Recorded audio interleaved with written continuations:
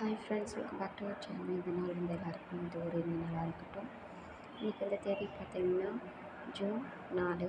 இன்றைக்கி வந்து நம்ம பூண்டோட ரேட் பார்க்கலாம் வாங்க.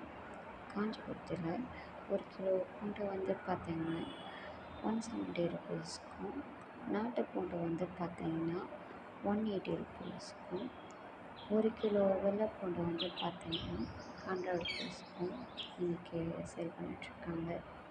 லைக் பண்ணுங்கள், கமெண்ட் பண்ணுங்கள், ஷேர் பண்ணுங்கள். சப்ஸ்கிரைப் பண்ணாமல் பார்த்துட்டு சேனலை சப்ஸ்கிரைப் பண்ணி பக்கத்தில் இருக்க பெல் சிம்பலை கிளிக் பண்ணிக்கோங்க.